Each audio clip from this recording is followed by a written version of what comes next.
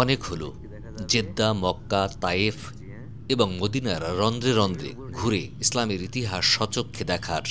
এবার ঘরে ফেরার পালা।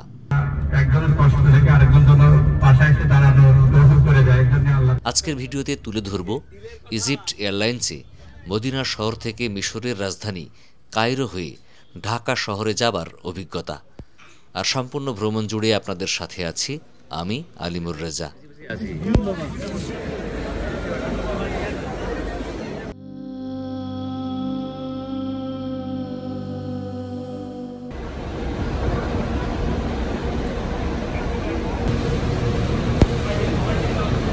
আমি দিচ্ছি।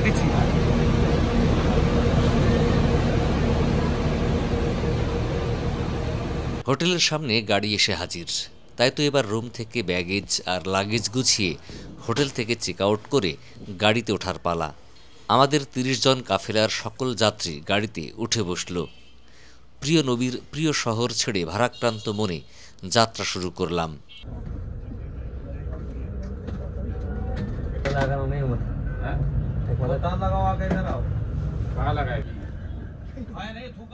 শেষবারের মতো মসজিদে নববীকে দেখে নিলাম। জানি না এখানে আবারও আসার সৌভাগ্য হবে কিনা। যেতে মন চায় না, তবুও যেতে হবে। সময়গুলো যেন নিমিষেই শেষ হয়ে গেল।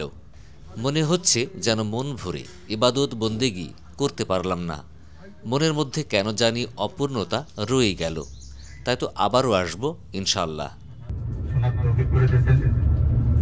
এবং আমরা আল্লাহর কাছে এটাই চাইবো যে আপনার দীর্ঘ আয়ু কামনা করি। মদিনা শহর থেকে প্রিন্স মোহাম্মদ বিন আব্দুল আজিজ মদিনা আন্তর্জাতিক বিমানবন্দর পর্যন্ত দূরত্ব ২০ কিলোমিটার। বাসে করে যেতে সময় লাগবে ৩০ মিনিটের মতো। আমাদের বিমান ছাড়ার সময় রাত ৩টা ৩০ মিনিট, আর আমরা হোটেল থেকে যাত্রা শুরু করলাম রাত ১২টার সময়। আগে যাত্রা করার অন্যতম কারণ হলো বিমানবন্দরে পৌঁছে সকলের জন্যে জমজমের পানি কিনতে হবে।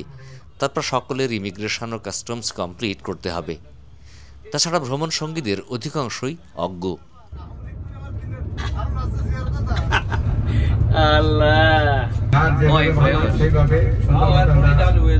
চেষ্টা করব আল্লাহ যেন আমাদের প্রত্যেকটা কাজ আল্লাহর পছন্দনীয় হয়, আমাদের প্রতি আল্লাহর রহমত যেন বর্ষিত হয়।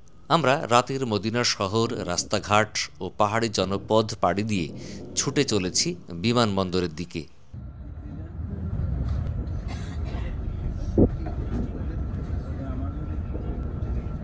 এয়ারপোর্টে আমাদের গাড়ি।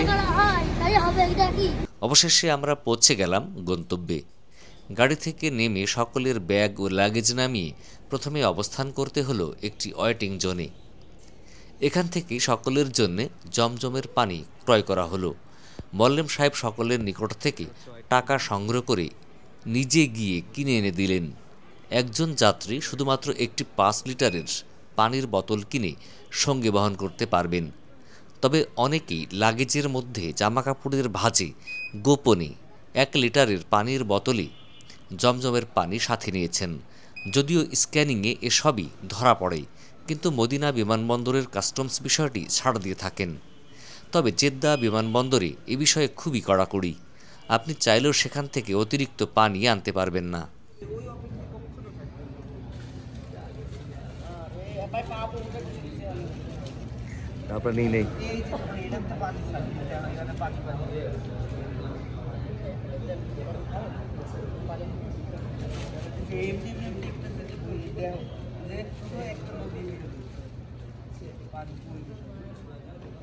আমি নিজের নামে ৫ লিটার এবং একজন ভ্রমণ সঙ্গীর নামে ৫ লিটার করে মোট ১০ লিটার পানি কিনে নিলাম। মাত্র ৫ লিটার পানি কিনতে হলো ১২.৫ রিয়াল, অর্থাৎ বাংলাদেশি টাকায় প্রায় ৪৩০ টাকা। তারপর যথারীতি বোর্ডিং পাস, সৌদি ইমিগ্রেশন ও কাস্টম সম্পূর্ণ করে এবার পালা বিমান যাত্রার জন্য অপেক্ষা করা। সব কাজ সম্পাদন করেও হাতে এখনও প্রায় ২ ঘন্টার মতো সময় আছে। তাই তো এই সুযোগে বিমানবন্দরটা একটু ভালো করে ঘুরে ঘুরে দেখে নিলাম।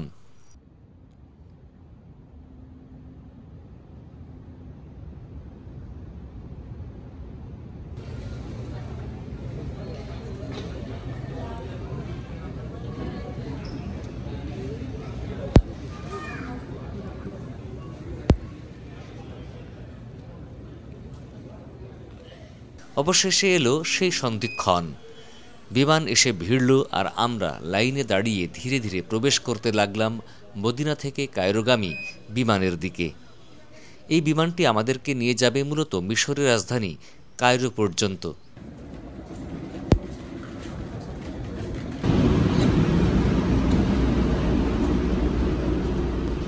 বিমানে উঠে নির্ধারিত আসনে বসে পড়লাম। আমার আসনটি ছিল মাঝখানের সম্মুখ সারির প্রথম সিট, তাই ভিডিও করতে পারিনি। যাত্রাপথে একবার খাবার দেয়া হয়েছিল।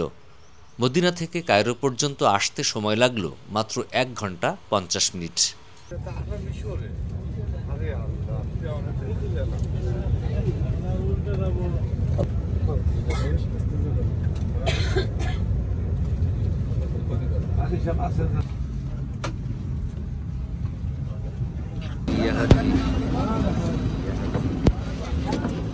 স্থানীয় সময় সকাল 5টা 30 মিনিটের সময় পৌঁছে গেলাম আমরা। কায়রো বিমানবন্দর থেকে ঢাকার উদ্দেশ্যে আমাদের বিমান ছাড়ার কথা ছিল স্থানীয় সময় সকাল 7টা 50 মিনিটে, কিন্তু এখানে এসে জানতে পারলাম বিমান ছাড়বে সকাল 9টা 30 মিনিটে। ফলে আমাদের দীর্ঘ সময় অপেক্ষা করতে হবে। কি আর করা, বাধ্য হয়ে মেনে নেওয়া ছাড়া উপায় বা কী?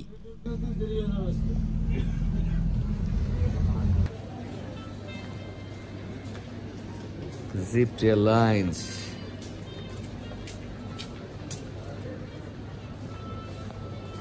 আমাদের G4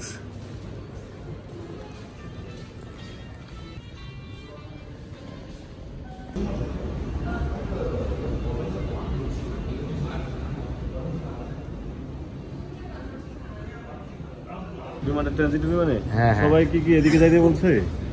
আমি তো বইটা দেখলাম G4 গেট 4 হচ্ছে আমাদের ট্রানজিটের অবস্থান, ঢাকাগামী বিমানের অবস্থান না আমাদের প্রবেশ পথ। G4 আমরা এখন G10 9 8 পর্যন্ত ভিডিও করছে, একবার ভিডিও চলছে।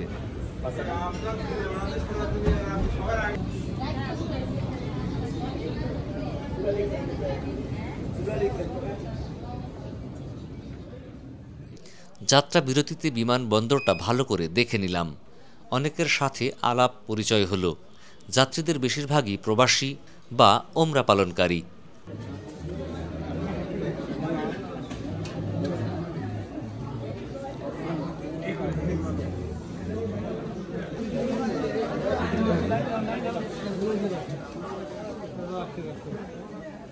অবশেষে আমাদের ডাক এলো, উঠতে হবে বিমানে।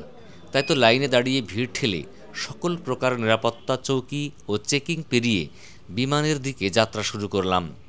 ফাইনালি বিমানে ওঠার আগে আরেকবার আমরা ওয়েটিং জোনে আছি মিশরের রাজধানী কায়রো বিমানবন্দরে।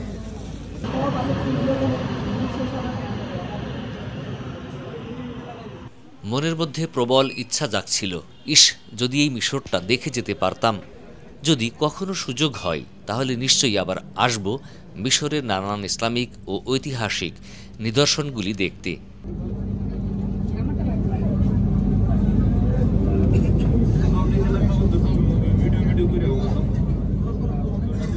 অবশেষে বিমানে উঠে নির্ধারিত আসনে বসে গেলাম।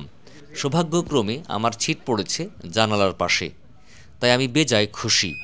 কারণ বিমানবন্দরের বাইরে গিয়ে কায়রো শহর না দেখতে পারলেও বিমান থেকে যদি কিছুটা দেখা যায়, বলতে গেলে দুধের স্বাদ ঘোলে মেটানো।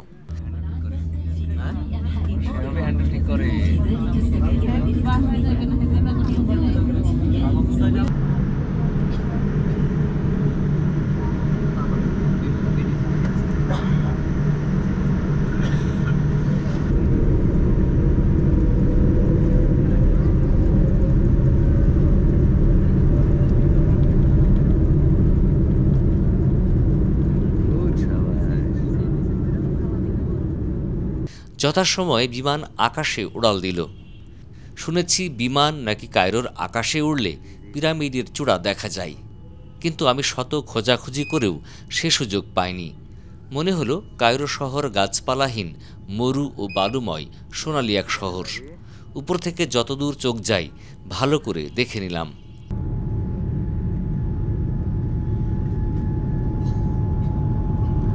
বাবা পিরামিড, তুমি কোনে?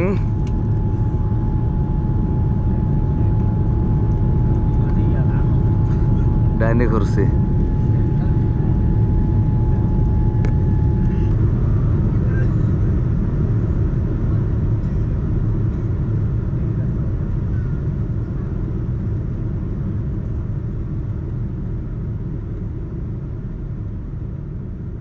কিছুক্ষণের মধ্যেই বিমান উঠে গেল মেঘের উপরে। চারিদিকে শ্বেত শুভ্র মেঘ মনকে এতটাই আন্দোলিত করতে লাগলো যে ভাষায় প্রকাশ করার নয়। মনে হতে লাগলো যেন চোখে চশমা দিয়ে 3D সিনেমা দেখতে বসেছি। দেখেন কত সুন্দর, আল্লাহর অপরূপ সৃষ্টি। হ্যাঁ, আমার মেঘের উপর উঠে গেছি।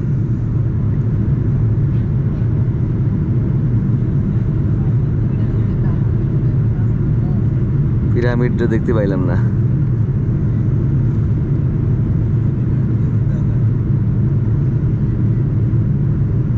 শুধু বালি আর বালি শহরে।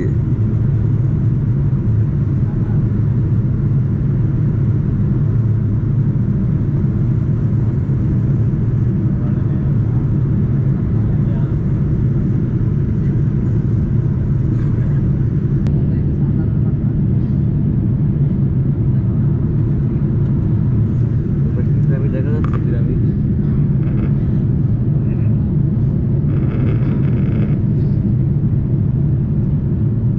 দেখেন কত বড় বড় বিল্ডিং।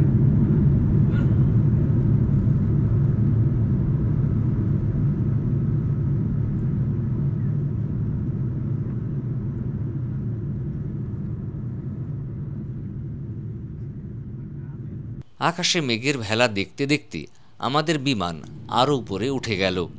একসময় কায়রো শহর ও শ্বেত শুভ্র মেঘ মিলিয়ে গেল। বিমানের ভিতরেই লাইট অফ করে দেওয়া হলো। বাইরের দৃশ্য আর দেখার সুযোগ নেই, কারণ জানালাগুলোকেও অন্ধকার করে দেওয়া হলো। ইতিমধ্যে আমাদের দুপুরের খাবার দেওয়া হলো। ক্ষুধার্ত পেটে যা পেলাম সবই গোগ্রাসে ভক্ষণ করে নিলাম।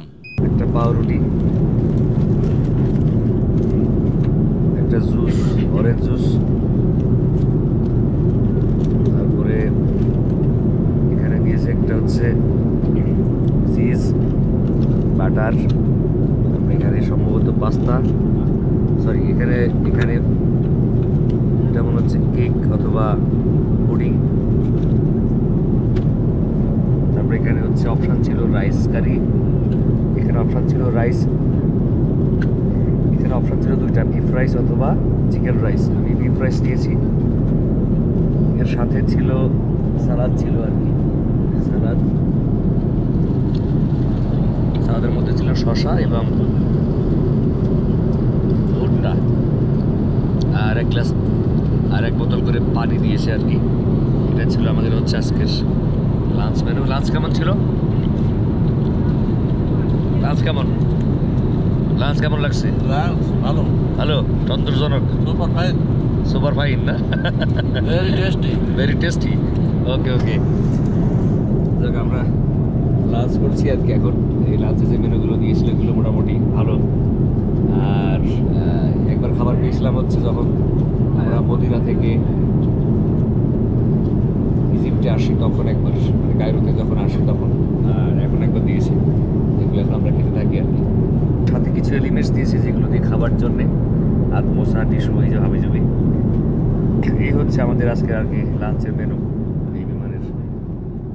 আবারও কিছুক্ষণ চোখ বুঝে বিশ্রাম নেবার চেষ্টা করলাম। যদিও গত রাতে নির্ঘুম কাটিয়েছি, কিন্তু বিমানের ভিতরে আমার 1 মিনিটের জন্য ঘুম আসে না, কারণ বিমানের বিকট শব্দ আর ভাইব্রেশন। তারপরেও অনেক যাত্রী বিভোর হয়ে ঘুমাচ্ছে। আমি শুধু তাদের ঘুম দেখেই স্বস্তি পেতে লাগলাম। কিছুক্ষণ পর আবারও খাবার পরিবেশন করা হলো। এটা মূলত বিকালের নাস্তা। আমাদেরকে আরেকবার খাবার দেওয়া হলো। খাবারের মেনুতে আছে এক বোতল পানি, চা দেওয়া হবে, সাথে চায়ের সাথে খাওয়ার জন্য দুধ এবং চিনি,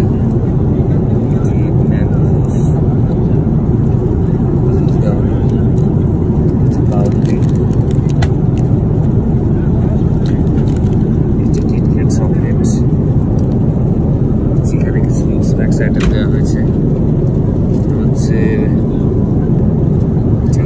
মনে হচ্ছে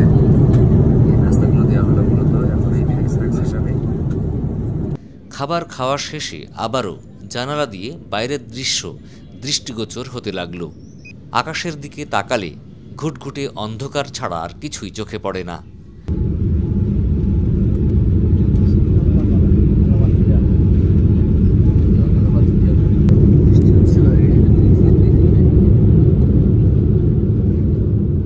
অবশেষে আমাদের বিমান সহি সালামতে ঢাকার হজরত শাহজালাল আন্তর্জাতিক বিমানবন্দরে অবতরণ করল। বাইরে মুষলধারে বৃষ্টি হচ্ছে, জানি না কিভাবে ঘরে ফিরব।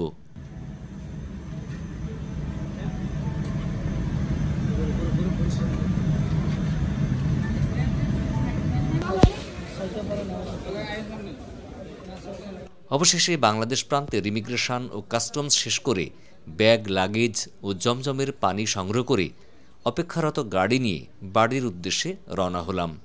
সমাপ্ত হলো দীর্ঘ এক সৌদি ভ্রমণ গল্পের। আজ বিদায় নিচ্ছি। আল্লাহ হাফেজ। আসসালামু আলাইকুম।